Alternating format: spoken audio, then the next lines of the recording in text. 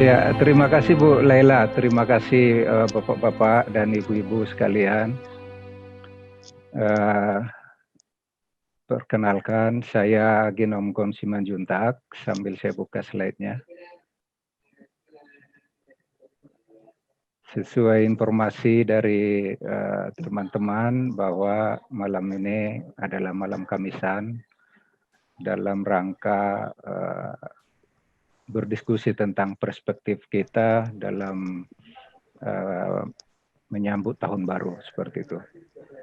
Jadi saya mungkin belum, ini pertama kali saya jadi pembicara dalam forum ini. Jadi ada baiknya saya perkenalkan diri dulu.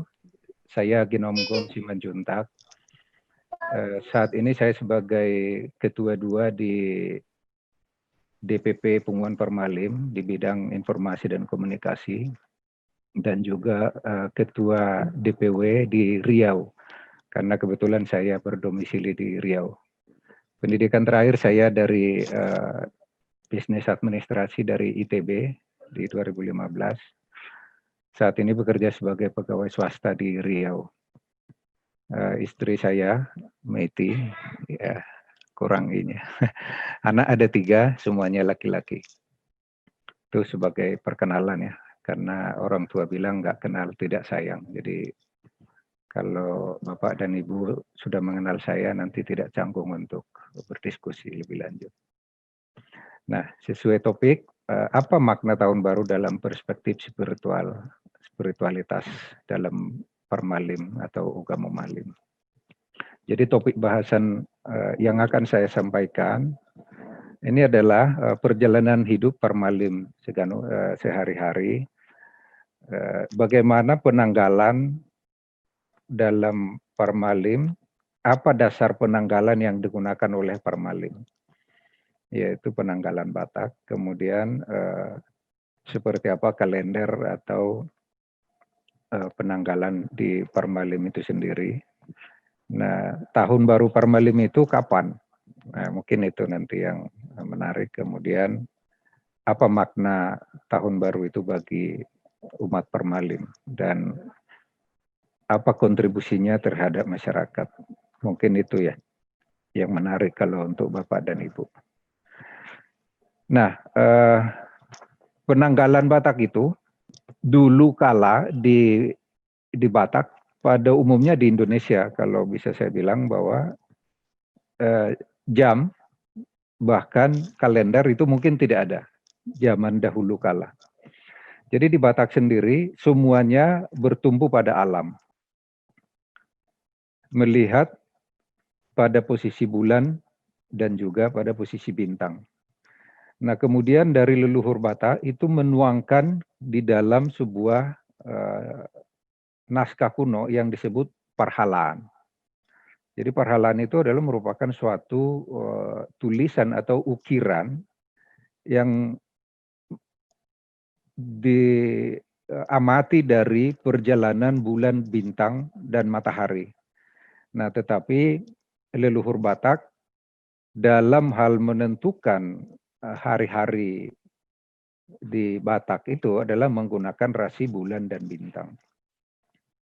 Jadi mengikuti perputaran bulan dan melihat posisi bintang seperti itu.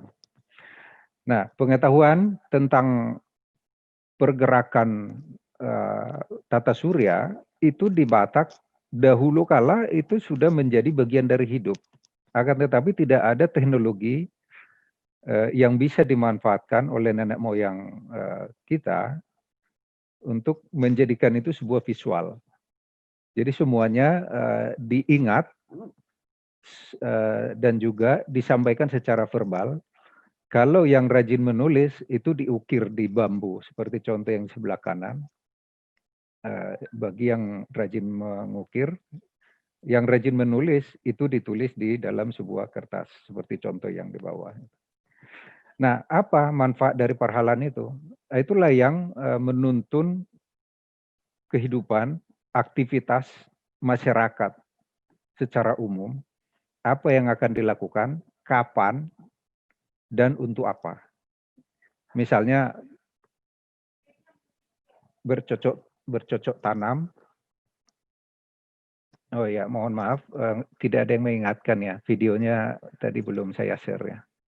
Ini saya share. Terima kasih Bu Retno sudah mengingatkan. Bu Laila, kalau ada yang kurang tolong diinformasikan ya.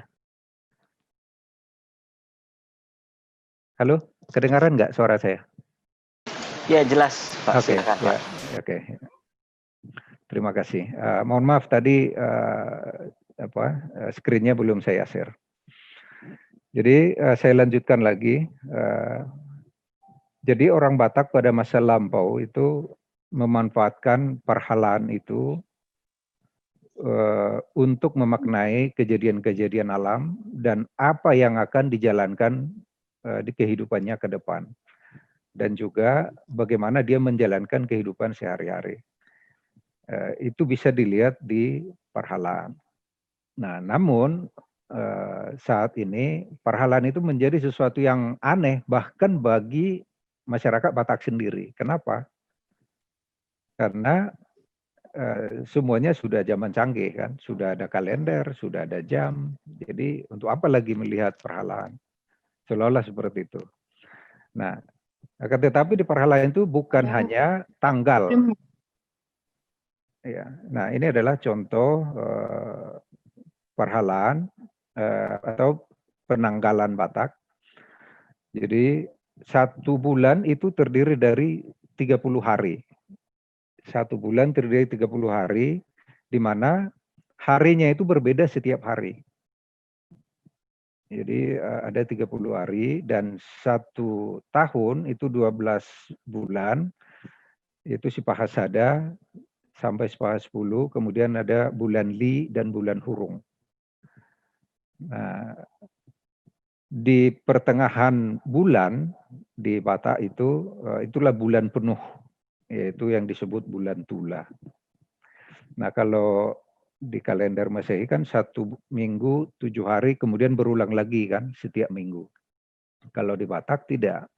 Jadi setelah 30 hari baru berulang, baru berulang 30 hari ke depan. Nah, nanti kita lihat matematikanya seperti apa. Canggihnya nenek moyang orang Batak zaman dulu. Walaupun semuanya hanya melihat ke alam.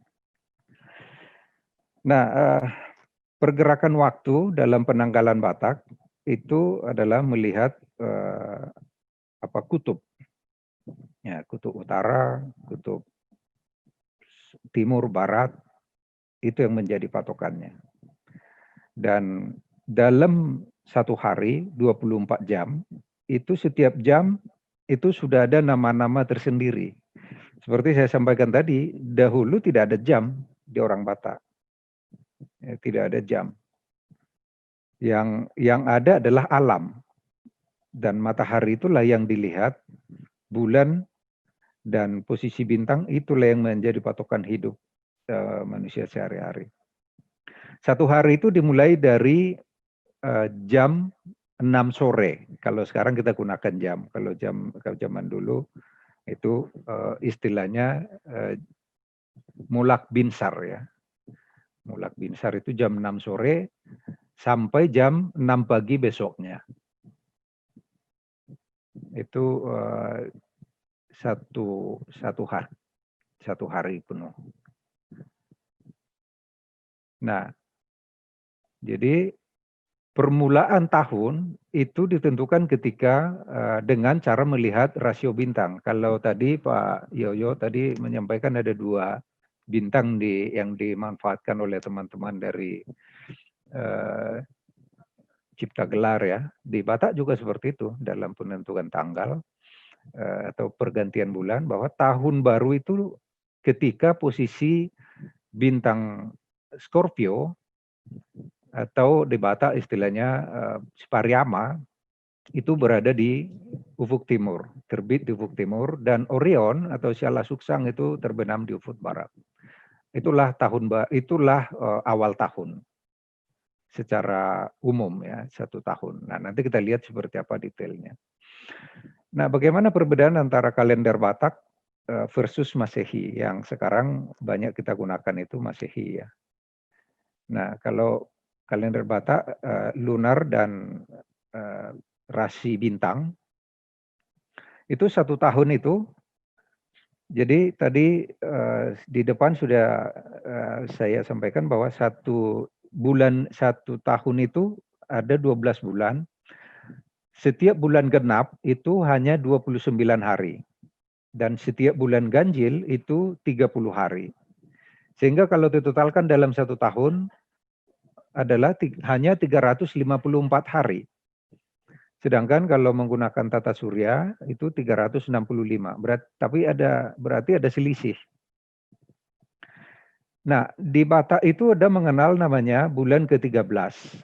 Nah, ini adalah bulan spesial, bulan penggenap. Dia adalah bulan khusus yang memang dari nenek moyang orang Batak dulu itu sudah dihitung. Angkanya itu presisi dan tidak ada yang meleset. Nah, setiap 8 tahun atau istilah sekarang disebut 1 window ya, 8 tahun itu terjadi perulangan. Kalau di Permalim disebut pangulahan. Nah, digenapkan kembali oleh bulan Lemadu dengan bulan ke-13. Bulan Lemadu itu berjumlah 30 hari. Nah, kalau dilihat dalam 8 tahun adalah 354 tadi dikali 8 tahun ditambah 2 kali bulan Lemadu dalam setiap 3 tahun, berarti 60. Kemudian ditambah lagi setiap 8 tahun 30 hari. Jadi totalnya 2.922 hari.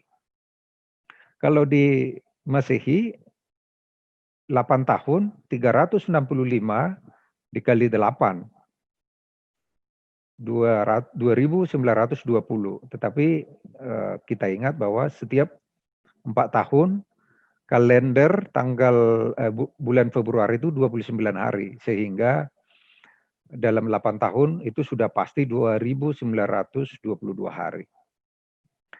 Nah, di bawah ini adalah siklus munculnya bulan Lemadu tadi yang saya sampaikan bahwa dia setiap 3 tahun akan muncul 30 hari. Setiap 3 tahun akan muncul 30 hari, tetapi kalau ketemu tahun ke-8 dia juga akan muncul. Tidak melihat 3 tahunnya. Nah nanti yang akan berulang, ini akan berulang ke depannya. Dari Lemadu terakhir, hitung lagi 3 tahun, kemudian 8 tahun muncul lagi Lemadu. Itu. Jadi mungkin ada sedikit mirip dengan yang digunakan kalender di Bali ya. Yang saya tahu seperti itu. Nanti mungkin kalau ada teman-teman yang dari Bali bisa membantu informasinya. Nah, sampai sekarang memang saya belum bisa menemukan aplikasi kalender Batak yang sudah bisa digunakan sehari-hari di dunia sistem informasi seperti yang kita gunakan di komputer ya, atau di sistem IT sekarang. Nah, tetapi saya dan teman-teman sering melihat ada aplikasi namanya Lunar Calendar. Itu adalah rasi bulan, kalender bulan. Itu di Google Play ada, Play Store. Itu kalau kami lihat itu sama persis dengan kalender Batak. Sama persis. Artinya sama persis itu apa?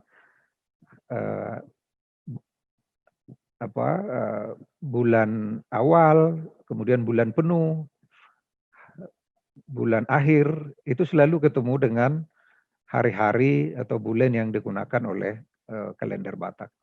Jadi kalau teman-teman tertarik bisa dilihat di Google Play Store, ada namanya Lunar Calendar.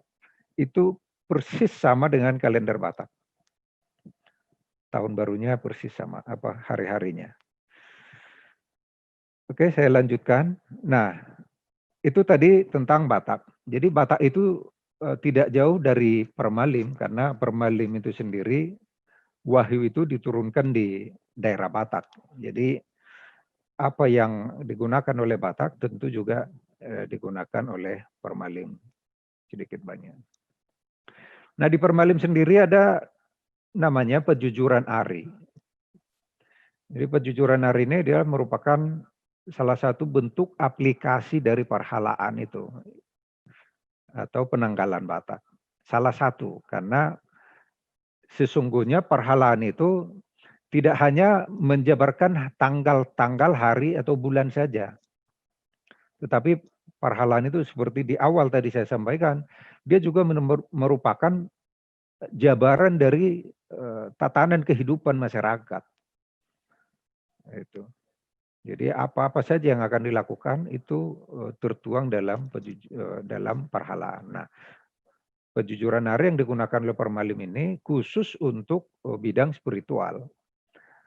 Yang tertuang dalam Pejujuran Ari itu adalah informasi tabular, yaitu hari-hari, kemudian kapan terbitnya hari, bulan, dan apa-apa saja petuah atau pesan yang diterjemahkan dari kitab suci Ugamo Malim atau Permalim itu disalin ke Pejujuran Ari. Nah, itulah yang menjadi pedoman aktivitas dari Permalim setiap hari. Nah, Pejujuran Ari ini hanya dipegang oleh Ihutan Permalim, yaitu pimpinan tertinggi dan juga para ulu punguan atau pimpinan di cabang-cabang. Nah, kalau untuk ruas itu pada umumnya disampaikan oleh pimpinan di cabang atau Ihutan Permalim untuk isi dan jabarannya. Nah,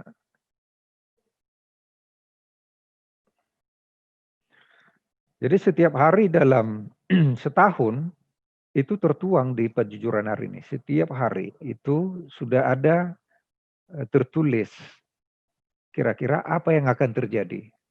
Dan itu mencakup seluruh aspek kehidupan. Kalau dia petani, jabarkanlah isi Pejujuran Ari itu kepada kehidupan bertani. Kalau dia seorang pegawai, terjemahkan isi Pejujuran itu kepada seorang pegawai. Jadi dia berlaku untuk semua aspek kehidupan. Jadi nelayan juga atau pekerja buruh. Jadi semuanya berlaku. Tidak hanya untuk petani dan tidak hanya untuk nelayan atau pegawai negeri. Pegawai swasta juga bisa. Jadi tergantung sejauh mana kita menerjemahkan, memahami, dan meyakini apa yang tertuang dalam titah atau petuah harian tersebut. Nah, ini adalah contoh kalender yang digunakan di Permalim. Nah, ini adalah jabaran dari perhalaan tadi. Kalau zaman dulu kan diukir di kayu, di bambu, ditulis di kulit kayu. Nah, sekarang sudah mulai sistem komputerisasi, bisa dituangkan dalam bentuk kalender. Mohon maaf ya, minum dulu.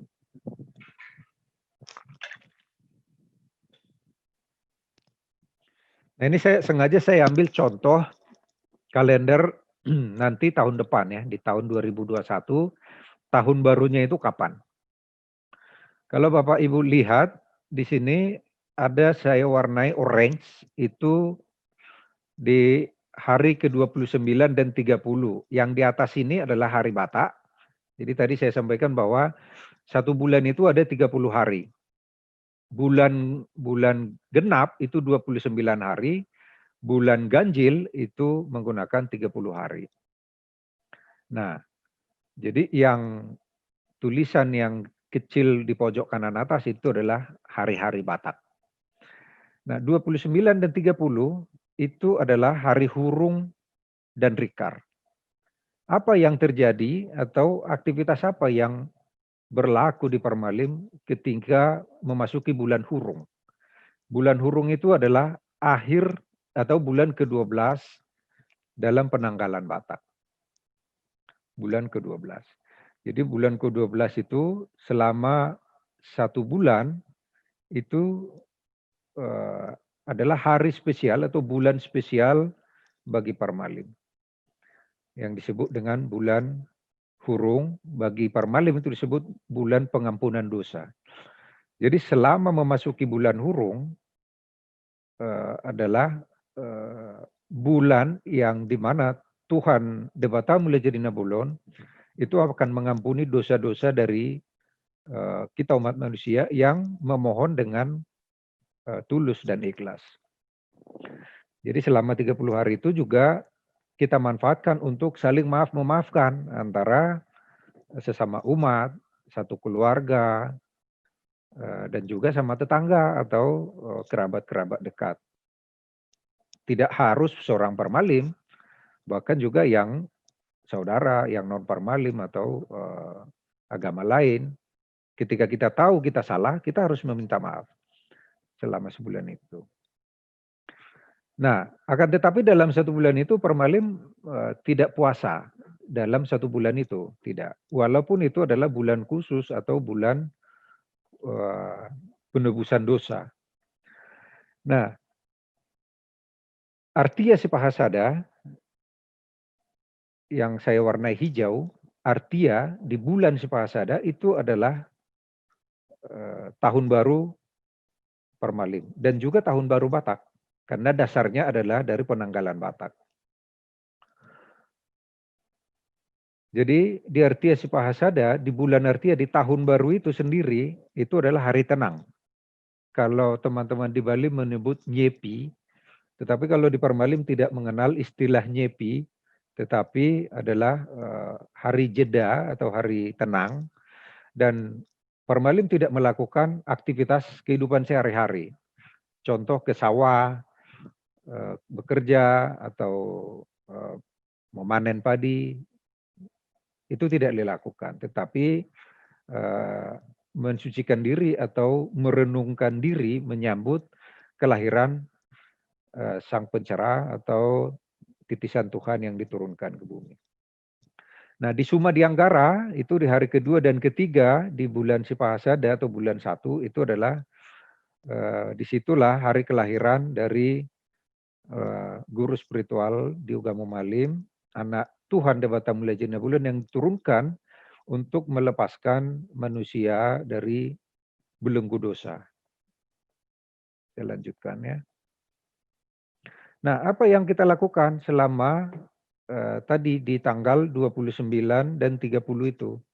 Jadi disitulah kita mempersiapkan diri menyambut kelahiran Tuan Simaribulubosi. Tuan Simaribulubosi adalah anak Tuhan anak Tuhan Dewata Mulia Jadi Nabulon yang diturunkan untuk menata kehidupan manusia. Jadi bulan Hurung tadi sudah saya sampaikan itu adalah bulan suci, ya bulan penuh rahmat. Karena itu adalah bulan pengampunan dosa. Nah, selama bulan perpadanan itu 1 bulan penuh, nah Parmalim sudah mulai menahan hawa nafsu. Jadi mungkin kalau kehidupan sehari-hari mulai dari bulan 1 sampai bulan 11, ya hidup manusia itu ada naik turun seperti roda ya. Tetapi di bulan Hurung itu kita wajib menahan hawa nafsu atau disebut kalau di istilah Parmalim itu mangorom. Mangorom ya. Nah itu adalah dari tindak mangorom atau mengurangi, membatasi tindakan dan perbuatan dari perbuatan sehari-hari. Nah, di hari 29 dan 30 ini, yaitu 2 hari di bulan terakhir, bulan ke-12, disitulah Parmalim menjalankan ritual mangan napait. Mangan napait. Napait itu merupakan ramuan dari 7 jenis ramuan alam yang biasa kita temui sehari-hari, dan semuanya rasanya tidak ada yang manis, semuanya ada yang kecut, pahit, asam, pedas. Nah itulah merupakan simbol dari dosa yang dilakukan oleh manusia. Dosa dan kesalahan itulah simbol. Seperti itulah rasanya hidup penuh dosa. Nah itu ramuan itu terdiri dari daun pepaya, Inggir-inggir, mungkin Bapak Ibu kenal inggir-inggir itu semacam terong kecil ya. Kemudian ada gori atau gori itu bunga nangka ya, cikal bakal nangka, dan itu rasanya sepet, tidak ada enaknya. Ada bebal yang dari pohon nangka yang tidak jadi nangka, biasanya itu busuk. Kecil dia masih busuk, tapi tidak jadi nangka, tidak menjadi besar. Babal ya, babal. Nah, kemudian cabai rawit, Bapak Ibu tahu pedasnya cabai rawit seperti apa, dan juga asam dan garam. Nah, itulah diramu menjadi napaet. Nah, ini ya foto yang di kanan itu adalah aktivitas meramu, meracik ya. Jadi dia diracik menjadi satu adukan, ditumbuk. Nah, kemudian itulah nanti dimakan oleh Permalim di 2 hari ini tadi, 29 dan 30. Itulah puncak dari pengampunan dosa. Nah, itulah puncak dari permohonan pengampunan dosa itu adalah di hari Hurung, di bulan Hurung. Itu hari terakhir di bulan tiap tahunnya. Nah, di hari Hurung dan bulan Hurung itu Permalim menjalankan puasa 12 jam penuh. 24 jam penuh, maaf, 24 jam penuh. Kalau teman-teman yang Muslim selama 1 bulan puasa, tetapi siang hari saja kalau tidak salah ya. Malamnya boleh makan. Nah, tapi kalau Permalim selama 1 bulan, bulan suci di Permalim itu membatasi diri saja, tetapi di puncak pengampunan dosa itu duduk hari Hurung dan Rikar, itu Permalim puasa selama 24 jam penuh. Tidak makan, tidak minum, dan tidak ngapa-ngapain ya. Ya artinya bernapas jangan sampai lupa itu ya. Tetapi kita merenungi apa-apa saja yang kita lakukan dalam setahun belakangan. Apakah dalam 1 bulan Hurung itu masih ada kira-kira dosa yang belum kita mohon ampun? Masih ada enggak kesalahan kita terhadap teman, saudara, atau kerabat yang belum kita mohon maaf? Nah, di 2 hari terakhir itulah kita fokuskan untuk mensucikan. Barangkali masih ada yang terlewat selama 1 bulan yang tidak sempat kita mohon maaf, yang belum sempat kita mohon ampun. Nah, disitulah kita puncaknya kita tebus segala dosa kita. Nah, kalau Bapak Ibu lihat di foto ini yang di kiri adalah Ihutan Permalim yang merupakan pimpinan spiritual Permalim saat ini memimpin ritual Mangan Napait di Balai Pasugit Partongkoan di Huta Tinggi yang merupakan pusat Permalim. Nah, sedangkan di cabang-cabang atau di daerah-daerah itu juga melakukan aktivitas yang sama dan di jam yang sama. Ya. Jadi kalau ini kita lihat, ini ada di Pekanbaru, ini di tempat saya, di tempat mertua saya kebetulan beliau adalah pemimpin cabang di Pekanbaru. Dan ini di Bogor, Punguan Bogor. Kebetulan di Bogor adik saya tuh, Bapak Henry Simanjuntak itu adik kandung saya. Beliau pimpinan di sana. Jadi sama, di daerah lain juga seperti itu, menjalankan ritual yang sama. Dengan tujuan yang sama, pensucian diri. Oke, nah saya lanjutkan. Nah, setelah 2 hari ini tadi, kita mensucikan diri dengan ritual Mangan Napait sebagai simbolis pengampunan dosa. Permalim sudah yakin dan percaya bahwa Permalim itu sudah bersih dari dosa. Nah, setelah selesai acara Mangan Napait di hari Rikar, di hari kedua, kemudian dipimpin oleh Ihutan Permalim, kita mempersembahkan sesaji suci, persembahan suci atas puji syukur, atas pengampunan dosa yang kita terima dari Dewata Mulia Jadi Nabulon. Jadi kalau Bapak Ibu lihat, kita mempersembahkan sesaji dari ternak yang kita ternak, kemudian dari tanaman yang kita tanam. Semuanya dari alam. Nah, secara spiritual dengan melewati 3 tahap tadi, yaitu 1 bulan penuh, kemudian menahan diri, kemudian mangan napayet di hari hurung dan rikar, dan juga persembahan pilihan penghiasan di hari terakhir rikar, maka Permalim sudah meyakini diri terbebas dari dosa selama setahun ke belakang. Nah, barulah kita memasuki hari Artia di keesokan harinya tadi saya warnai warna hijau tadi. Apa yang dilakukan Permalim di situ? Tidak melakukan aktivitas sehari-hari, tetapi adalah mempersiapkan diri,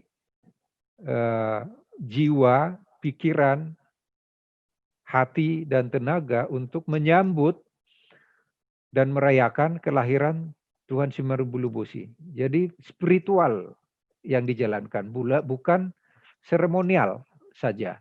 Seremonial perlu, tetapi itu menopang spiritualitas dari umat Permalim. Nah, Tuhan Simarubulubusi dan juga Raja Nasyak Bagi adalah titisan Tuhan, Debata mulai jadi Nabolon, yang menurunkan wahyu atau ajaran Ugama Malim untuk menyelamatkan umat dari dosa. Nah, jadi setelah kita melewati tahun baru, barulah kita memasuki hari perayaan kelahiran Tuhan Simarubulubusi. Itu di hari Suma dan Anggara, itu di 2 hari yang saya warnai orange tadi, setelah warna hijau, itu dilakukan perayaan selama 2 hari. Apa yang dilakukan di situ adalah mensyukuri, berdoa, memohon keselamatan kepada Tuhan Debata mulai jadi Nabolon, dan mensyukuri atas kebebasan umat manusia dari dosa-dosa yang dilakukan di hari-hari sebelumnya. Nah, di hari Suma dan Anggara ini, di perayaan kelahiran Tuhan Simarubulubusi, nah disinilah Permalim juga memanfaatkan uning-uningan atau kesenian musik Batak, khas Batak, yang berupa kecapi ya, kecapi. Kalau di Sipahasada itu tidak digunakan gondang bolon yang biasa kita lihat di acara Sipahalima, pemilihan bolon Sipahalima yang muncul di pertengahan tahun. Tetapi kalau di awal tahun ini, di perayaan hari kelahiran Tuhan Simarubulubusi menggunakan alat musik tradisional Hasapi seperti yang dipoto ini, dan bunyinya mungkin Bapak Ibu bisa dengar. Yang saya putar ini adalah kecapi. Kenapa itu kecapi digunakan? Itu adalah sebagai wadah kita menfokuskan diri dalam berdoa dan menyampaikan persembahan kepada Debata Mulai Jadi Nabolon.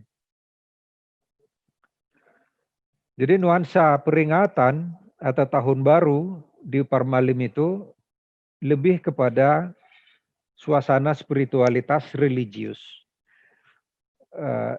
Tidak hanya seremonial dan pesta, tetapi lebih ke bagaimana memupuk spiritualitas dan memupuk keimanan dari umat Permalim.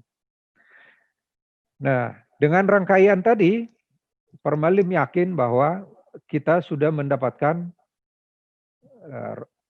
rohani baru, yaitu pemikiran yang berkembang, ngolunai baru, kehidupan yang maju, dan juga todi namarsihohot atau iman yang tetap teguh dan tekun.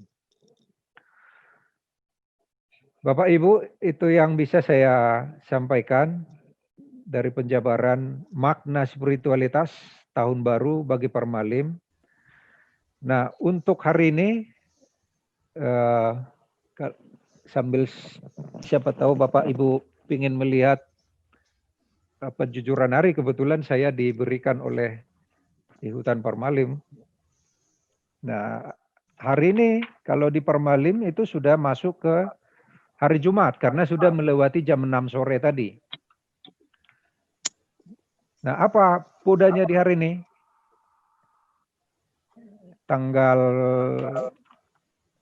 ya hari Jumat ya. Itu saya tuliskan di situ.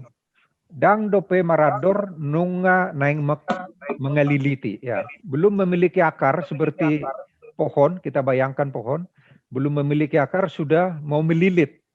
Artinya apa?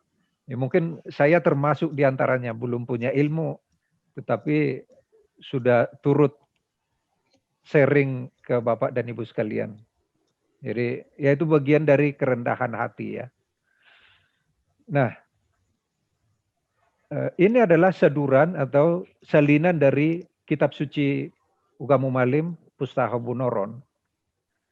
Dang tagamun litas pangalakan ina pitung atik pe ditata napakpang manoto dalan.